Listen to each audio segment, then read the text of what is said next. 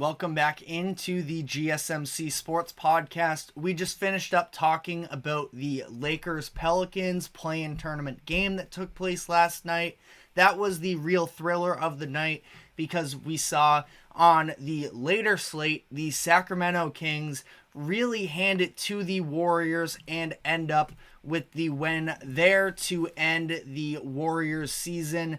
They take away the win 118-94, and this was possibly an end of an era here in Golden State. We will get into those questions, but as for this game itself, this was a little bit of a weird one because it felt like the Warriors just never really had their game, and yet despite that, they were down by just 4 points at halftime, and it seemed like there was a real chance that they could get themselves going. Steph Curry only had 5 points at half, and that is because of Keon Ellis, who had a phenomenal game last night. And we talked about this sort of leading into the playoffs. He has done such a tremendous job to fill in for specifically Malik Monk in some of those minutes, who was the sixth man of the year in my eyes. He goes down with an injury at the end of March, and Keon Ellis has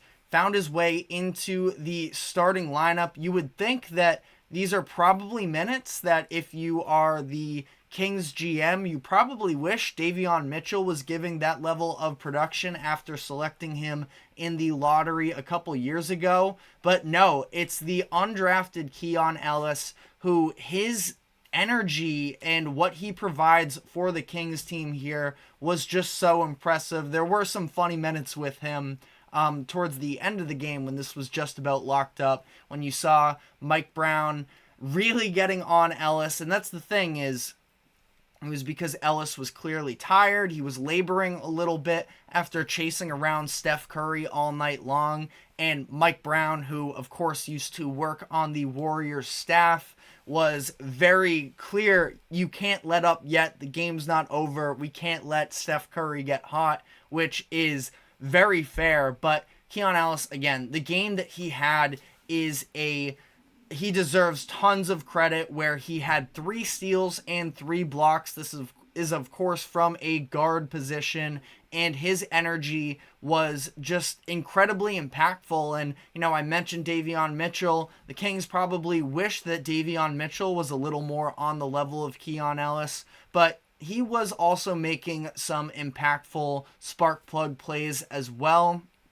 Knocked down at least one big 3 there, even though we did struggle from the field in this game. But really, like I said, the Kings got out to this hot start thanks to Keegan Murray, who scored 14 points in the first quarter. Keegan Murray, one of my favorite players in the league, and they sort of rode that through the first half as a whole, where really the second quarter, in a lot of stretches here, this was a pretty ugly game. Like I said, the Warriors never really had it all together, but it's not like the Kings put the pressure on Golden State until the third quarter, where it was De'Aaron Fox sort of getting himself going in this one. He had at least 14 points in the quarter, and that's when the Kings really started rolling. Domantas Sabonis was also incredible in this game. Now, he was dealing with some foul trouble that limited him to a certain degree, but again, this is a little bit of a flipping the script situation here, where last year Sabonis was sort of, I wouldn't quite say exposed, especially considering he was dealing with an injury during the Kings series against the Warriors last year in the playoffs. But after putting together this tremendous season, it was almost downplayed as a result of, frankly, Draymond Green sort of was just the alpha in that matchup in particular. And again, Sabonis was not 100%, so that's not totally fair to say, but it was a massive reason as to why the Warriors were able to come out of that one.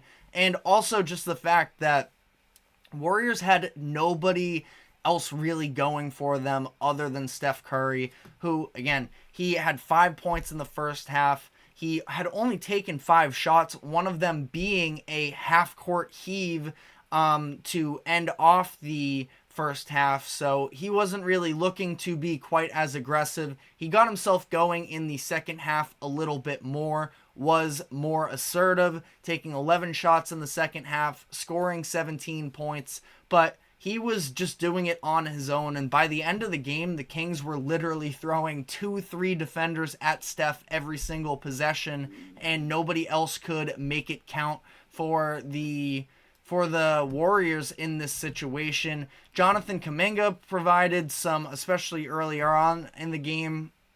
He gave some good minutes attacking, got himself going, especially in the second quarter. Moses Moody, I just can't quit him. He wasn't necessarily a game changer in this game, but I thought that he was probably a top 3 best player on Golden State last night to at least some degree. I know he only played 15 minutes, but he was incredibly efficient. He was getting to the free throw line when he was, and playing some solid defense as well. But for the Warriors here, I mean, you have to look at the fact that Klay Thompson, there's been so much conversation surrounding him this season. He ends up going 0 for 10 from the field and was just a completely dejected look on his face after he missed that final three-pointer.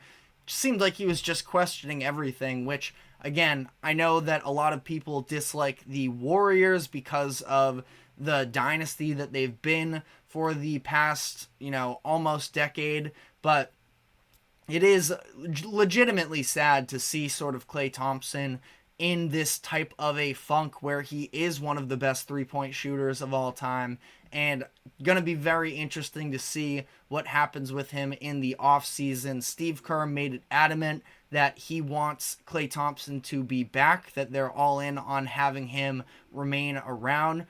Big question is going to be what the contract situation looks like, because the Warriors were the most expensive team in the NBA this season, in that second threshold for the luxury tax, and yet they were the 10 seed in the regular season and have failed to make the playoffs. Unfortunately, they've failed to make the playoffs in a handful of these recent years, despite also winning a final. So it's not like it's been this incredibly disappointing run for them, and they even made the second round last year, but they're going to have loads of questions surrounding them. I don't think that it's completely over for them necessarily. You still have Steph Curry, who, again, I don't think you can have watched that game last night and blame him for the reason the Warriors lost that game. They still have him at, I wouldn't quite say the peak of his powers. He's not the MVP level that he was in the 2010s, but he's still an incredible player. And they got the contributions from some of their young players this season in Jonathan Kuminga, Brandon Podziemski, Trace Jackson Davis, who didn't play very much last night. It just seemed like it was sort of a bad matchup to have him. He ended up starting the game but only played 11 minutes because they had Draymond guarding Domantas Sabonis, and as a result, Jackson Davis was playing more on the perimeter.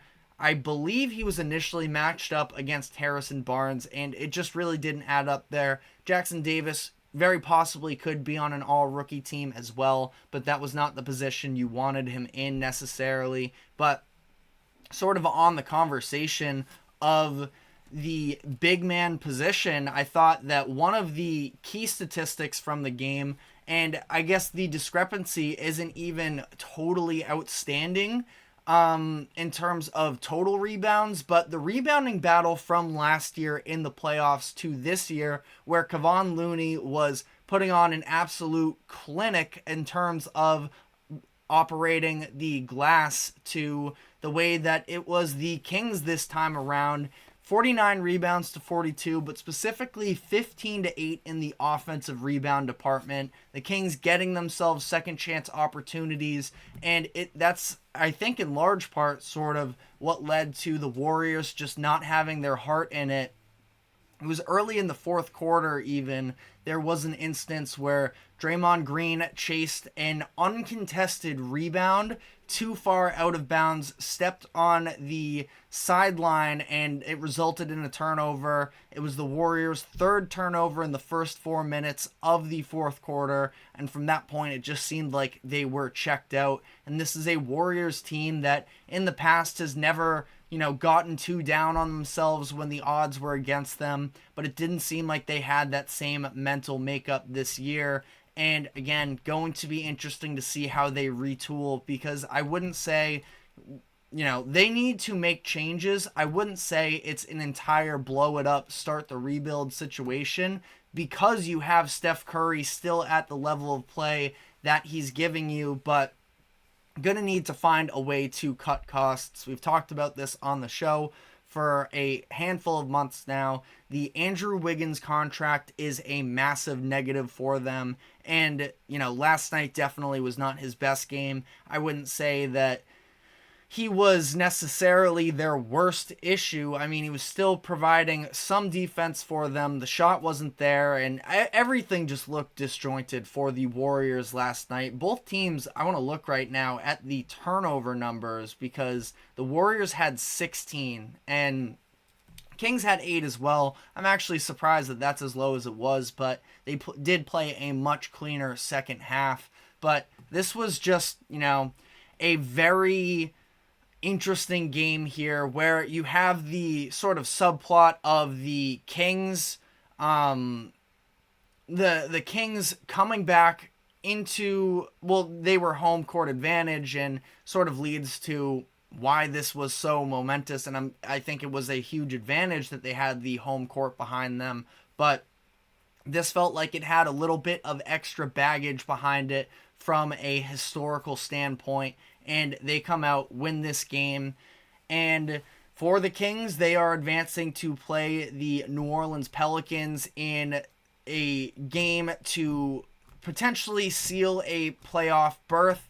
The winner of that game tomorrow night will advance to play the Oklahoma City Thunder, who are a very talented team, are in no means, though, an ungettable team. I do think that the Thunder probably come out on top in a series against either one of those opponents, especially if Zion is not going to be playing for them. He's supposed to be reevaluated in a couple weeks, which does not make it sound like he is going to be available, even if the Pelicans do advance here.